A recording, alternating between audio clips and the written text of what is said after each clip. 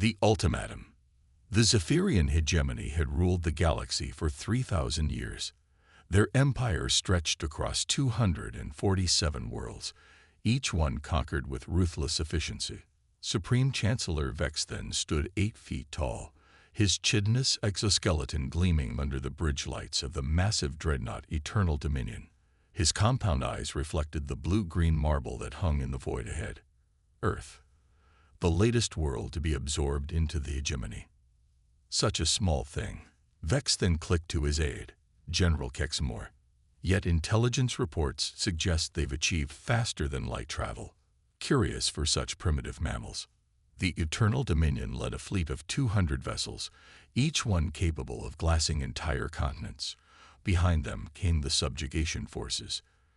Troop transports, orbital bombardment platforms, and administrative ships to process the new slave population. It was the same formula that had worked for millennia.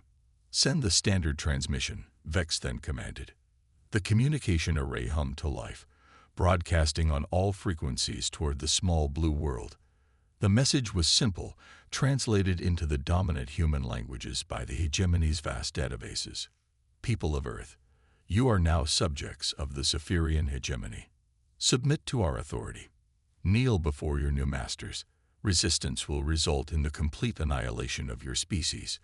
You have one standard cycle to comply. On Earth, the message reached every screen, every radio, every connected device simultaneously. In the United Nations building in New York, emergency sessions convened. In military command centers across the globe, alarms blared. In homes around the world, families gathered around their televisions, watching the impossible unfold. But in a classified facility buried beneath the Colorado Rockies, a different kind of meeting was taking place. Colonel Sarah Chen stood before a holographic display showing the alien fleet. Her enhanced physiology allowed her to process the tactical data faster than any normal human could comprehend. Behind her, 36 other figures stood in perfect formation, each one a masterpiece of human engineering and determination. Phantom Court, she said, her voice carrying the weight of humanity's hopes. We trained for this day. We prepared for this moment. They want us to kneel. She turned to face her soldiers, men and women who had volunteered for procedures that pushed the boundaries of human capability. What do? We stand, came the unified response. Above them, Admiral Marcus Torres paced the bridge of the Earth defense ship Defiant. The vessel was one of 12 that humanity had managed to build in secret over the past decade. Ever since long-range sensors had detected the approach of something vast and hostile from the depths of space.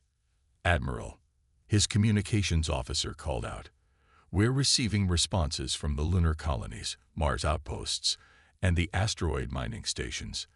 They're all reporting the same thing. The aliens are demanding immediate surrender. Torres nodded grimly. Humanity had spread across the solar system in the past 50 years, establishing footholds on every major body. They were no longer confined to a single world, and that would be their first advantage. Send the reply, Torres commanded. The transmission that left Earth was brief, broadcast on the same frequencies the aliens had used. It contained only 5 words, spoken in the clear, steady voice of UN Secretary-General Maria Santos. We choose to stand. On the Eternal Dominion, the response caused a moment of stunned silence. In 3,000 years of conquest, the hegemony had received many responses. Pleas for mercy, offers of conditional surrender, desperate attempts at negotiation, but never outright defiance. Impossible. General Kexamore buzzed. They must not understand the situation. Show them. Vexthen's mandibles clicked in what passed for a smile among his species. Indeed. Target their lunar settlements. Demonstrate our power. 3 heavy cruisers broke formation and moved toward Earth's moon. Their particle cannons charged with deadly energy, preparing to turn the small human outposts into craters. The demonstration would be quick, clean, and devastating. But as they approached, something unexpected happened. The lunar surface erupted in a coordinated barrage of missile fire. Hidden launch sites that had been camouflaged as simple mining operations revealed themselves, sending hundreds of projectiles screaming toward the approaching ships. The alien shields flared under the assault, but these were no ordinary missiles. Dr. Elena Vasquez had spent 8 years developing the quantum-tipped warheads, weapons that could phase through energy barriers and strike the hull directly. The lead cruiser's shields meant nothing as the first salvo penetrated its defenses. The ship listed, then exploded in a brilliant flash that lit up the lunar landscape. Impossible. Vex then shrieked, his compound eyes focusing on the tactical display. They're primitives. They shouldn't have weapons capable of. His words were cut off as more alerts flooded the bridge. The remaining lunar attack ships were retreating. But now other contacts were appearing throughout the system. Mars was launching fighters. The asteroid belt was coming alive with defensive platforms. And from behind Earth's moon, ships were emerging, sleek, angular vessels that bore no resemblance to the crude chemical rockets the hegemony's intelligence had predicted. Analysis, Vex then demanded. His science officer, a pale creature with 4 arms and eyes like black pearls, worked frantically at his console. Chancellor, these readings are unprecedented. Their vessels appear to be using some form of quantum manipulation for propulsion. Energy signatures suggest directed fusion weaponry far beyond their supposed technological level. The human fleet spread out in a defensive formation. 12 ships against 200. The odds were hopeless. But Admiral Torres had learned something important about his species during the decades of preparation. Humans had a talent for making the impossible merely improbable. All ships, engage at will, he commanded. Show them what we've learned. The battle that followed would be remembered as the moment everything changed. The human ships moved with impossible grace, their quantum drives allowing them to shift direction and speed in ways that defied conventional physics. They struck like silver daggers, hitting the alien fleet from unexpected angles and vanishing before return fire could find them. But the real surprise came when the Phantom Corps revealed themselves. Colonel Chen watched from the bridge of the stealth ship Ghostwalker as it materialized directly above the alien flagship. The vessel's cloaking technology, developed from theories that had once been considered science fiction, had allowed them to approach undetected. "Boarding teams, prepare for insertion," she commanded. The soldiers around her were humanity's finest, enhanced with cybernetic implants, genetic modifications, and training that had pushed them beyond the limits of baseline human capability. Each one was worth a dozen conventional soldiers, and they were about to prove it. The boarding pods launched silently, their stealth coating making them invisible to the alien sensors. They struck the Eternal Dominion's hull like hammers, and the Phantom Corps poured into the ship's corridors. What followed was a masterclass in human warfare. The aliens had expected to face frightened primitives with crude weapons. Instead, they found themselves fighting opponents who moved like ghosts, struck like lightning, and seemed to anticipate their every move. Colonel Chen led the advance toward the bridge, her enhanced reflexes allowing her to dodge particle beam fire that would have vaporized a normal human. Behind her, Sergeant Rodriguez used his cybernetic arm to rip through a bulkhead, while Lieutenant Park's neural implants hacked into the ship's systems, turning the aliens' own security drones against them. Bridge secured, Chen reported as the last of the bridge crew fell. She approached the command console, her technical training allowing her to understand the alien displays. "Torres, I'm transmitting the enemy fleet's tactical data now." On the Defiant, Admiral Torres received the intelligence and smiled grimly. The alien fleet was powerful, but they were using predictable formations and tactics. They had become complacent after millennia of easy victories. "All ships, Pattern 7, he commanded. "Let's show them how humans fight when we're cornered." The human fleet executed a maneuver that would have been impossible without the precise coordination their quantum communication systems allowed.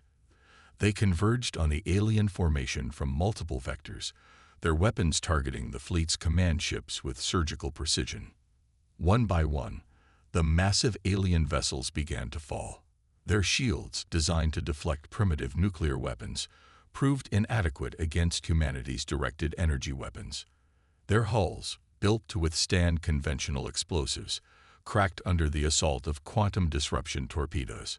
But the most devastating weapon humanity deployed was something the aliens had never encountered: adaptability. As the battle raged, human forces constantly modified their tactics, learning from each engagement and sharing that knowledge instantaneously across the fleet. The aliens, bound by rigid doctrine and hierarchical command structures, could not adapt quickly enough. Within 6 hours, the mighty Zephyrian fleet was in full retreat. On the bridge of the Eternal Dominion, Supreme Chancellor Vexthan stared at the tactical display in disbelief. Half his fleet was gone, destroyed by creatures he had dismissed as primitive mammals. The survivors were falling back in disorder, their formation shattered. "This is impossible," he whispered. "They were supposed to be inferior. Our intelligence said. Your intelligence was wrong." Vexthan spun to see Colonel Chen standing in the doorway of his bridge, her armor scared but intact, her weapon trained on his thorax. Behind her, the rest of the Phantom Corps had secured the ship. "You came here expecting to find primitives," Chen continued, stepping closer. "You thought we would kneel because every other species had knelt, but you made one crucial mistake." "What mistake?" Vexthan demanded. Chen's smile was cold as space itself. "You forgot that humans don't kneel. We adapt. We overcome. And when something threatens our home, we fight with everything we have." She activated her communicator. "Torres, patch me through to the Galactic Communication Network. I want every world in the hegemony to hear this." The transmission went out across the galaxy, carried by the same relay systems the hegemony used to maintain control over their empire. On hundreds of worlds, billions of beings heard the words that would change everything. "This is Colonel Sarah Chen of the Terran Defense Forces. Today, the Zephyrian hegemony came to Earth demanding our surrender. We refused. Their fleet lies broken in our system, their flagship captured, their leader our prisoner. Let this be a message to all who would threaten humanity. We do not kneel. We do not surrender. We stand. We fight. And we win." The galaxy listened in stunned silence as the transmission ended. On world after world, species that had lived under the hegemony's rule for generations began to whisper of something they had almost forgotten: hope. The reckoning. 48 hours after the first battle, the galaxy watched as the greatest fleet in Zephyrian history assembled at the edge of the Sol system. Supreme Admiral Zekthul commanded over 1,000 vessels, pulled from every corner of the hegemony. The defeat of Chancellor Vexthan had sent shockwaves through the Empire, and the response had to be overwhelming. "This ends now," Zekthul declared from the bridge of the massive battlecruiser Inevitable Victory. Unlike Vexthan, he was a veteran of the hegemony's expansion wars, a soldier who had personally overseen the conquest of 37 worlds. "These humans will serve as an example to any who would dare defy us." The fleet was a testament to the hegemony's power. Planet killers capable of cracking worlds, carrier ships housing millions of battle drones, and siege platforms that could maintain orbital bombardment for years. It was a force that had never known defeat. But humanity had not been idle during those 48 hours. Deep in the asteroid belt, mining platforms that had operated for decades suddenly revealed their true purpose. What had appeared to be simple resource extraction operations were actually construction facilities, churning out weapons and ships using materials harvested from the rocky debris of the solar system's formation. Admiral Torres stood in the command center of Sarah Station, watching as the last of the hidden fleet emerged from concealment. Humanity's deception had been decades in the making. Every mining operation, every research station, every seemingly innocent deep space facility had been designed with this moment in mind. "Final count. Admiral," his aide reported. 247 combat vessels operational. An additional 300 support ships and orbital platforms ready for engagement. Torres nodded, then activated the fleet-wide communication channel. This is Admiral Torres to all ships. Today we face the largest armada in galactic history. They come here to destroy us, to make us an example for the rest of the galaxy. They believe their numbers guarantee victory. He paused, looking out at the stars where humanity's children had learned to thrive. They're about to learn why you never corner a human. On Earth, the Phantom Court had been reinforced by every special operations unit humanity possessed. Colonel Chen stood before an assembly of 2,000 enhanced soldiers, the finest warriors their species had ever produced. Intelligence indicates the enemy intends to board our stations and conduct ground operations on Earth itself, she told them. They want to break our will through overwhelming force. They want to prove that resistance is futile. Her augmented eyes glowed with inner fire. We're going to prove them wrong. The assembled soldiers responded with a roar that echoed through the underground facility.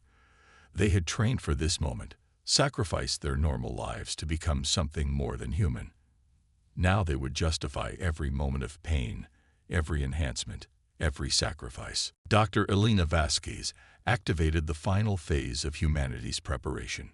Across the solar system, quantum communication arrays came online, linking every human facility into a single coordinated network. Earth's AI systems, developed in secret over the past 2 decades, began analyzing the approaching fleet and calculating optimal response strategies. System integration complete, she reported to Torres.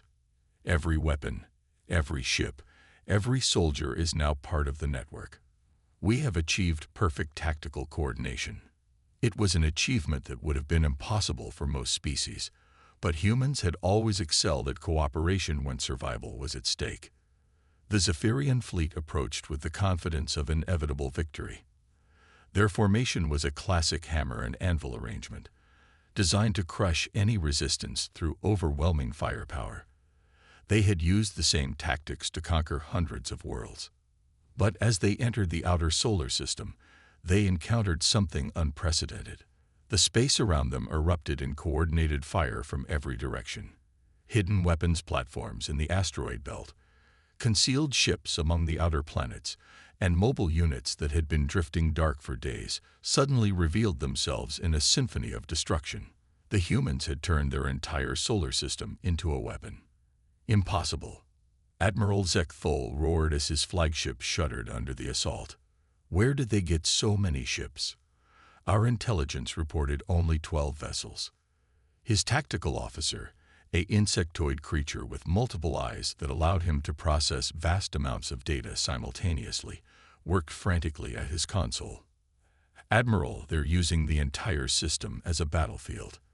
Every asteroid, every moon, every debris field has been weaponized. It's not just ships. It's an integrated defense network spanning billions of cubic kilometers. The battle that followed was unlike anything in recorded galactic history. The Zephyrian fleet, designed for conventional warfare against single worlds, found themselves fighting an entire stellar system that had been transformed into a fortress. Human ships struck from unexpected angles, using gravity wells and planetary shadows to mask their approach.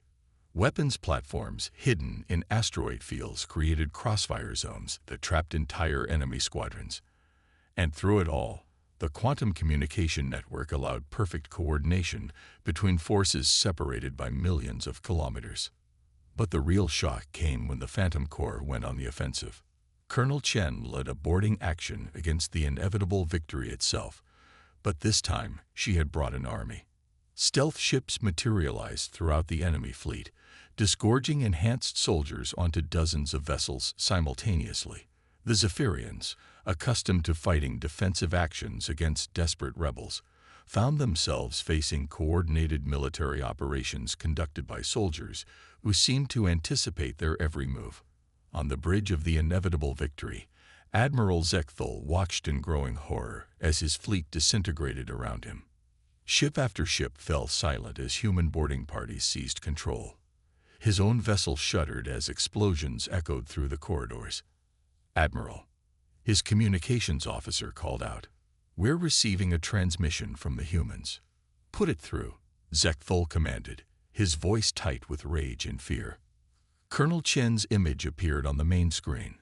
She stood in what was clearly the bridge of a Zephyrian vessel, with captured alien officers kneeling in the background. "Admiral Zekthal," she said calmly, "I am Colonel Sarah Chen of the Terran Defense Forces. Your fleet is defeated. Your ships are either destroyed or captured. Your soldiers are either dead or surrendering. I'm offering you the same choice your people offered us: submit or be destroyed." Zekthal's compound eyes flared with fury. "Never. The hegemony will send more fleets. We will glass your world and everyone on it." Chen's expression didn't change. "No, you won't. Because this isn't just about Earth anymore." The transmission expanded to show a galactic map. Red dots marked worlds throughout the hegemony. And as they watched, the dots began turning blue. "Your oppressed subjects have been watching our battle," Chen continued. "They've seen that the mighty hegemony can be defeated. Rebellions are breaking out across 17 sectors. Your garrison fleets are either joining the rebels or being destroyed by them. Your empire is collapsing." It was true. The broadcast of humanity's defiance had ignited something that had been smoldering for centuries. On world after world, species that had been ground under the hegemony's heel were rising up. The humans had done more than win a battle. They had shattered the myth of Zephyrian invincibility. "This is impossible," Zekthal whispered. "We have ruled for 3,000 years. We are order. We are stability." "You were oppression," Chen replied. "And oppression always falls, eventually. The question is whether you want to be part of the solution or part of the problem." The Admiral looked around his bridge at the faces of his remaining crew. They had served the hegemony faithfully, but he could see the doubt in their eyes. The certainty that had sustained their empire for millennia was cracking. "What do you want?" he asked finally. "Peace," Chen said simply. "An end to the conquest. An end to the slavery. A chance for every species to determine its own fate. Work with us, and you can be part of building something better. Fight us, and you'll be swept aside by the tide of history." The choice was clear. Throughout the galaxy, the old order was crumbling. The hegemony's surviving fleets were surrendering or defecting. Their administrative worlds were declaring independence. The empire that had seemed eternal was dissolving in a matter of days. Admiral Zekthal made his decision. He reached for his console and sent a single command to every remaining Zephyrian vessel. "Ceasefire. All units stand down." The battle for humanity's survival was over. The war for galactic freedom had begun. In the weeks that followed, representatives from hundreds of worlds gathered at a space station hastily constructed in Earth's orbit. The Galactic Liberation Conference, as it came to be known, established the principles that would guide the new age: self-determination, mutual cooperation, and the absolute right of every species to remain free. Colonel Chen, now promoted to general, stood before the assembly as they ratified the charter that would replace the hegemony's iron rule. "We came together because we refused to kneel," she told the gathered delegates. "We found strength in unity, hope in defiance, and victory in our shared determination to remain free. Let this be our promise to future generations. Never again will any species be forced to bow to tyrants. Never again will conquest be allowed to masquerade as order. We stand together, or we fall apart." The galaxy had learned a fundamental truth. When humans are pushed to the edge, they don't fall off. They grow wings and learn to fly. And sometimes, they teach others to fly with them.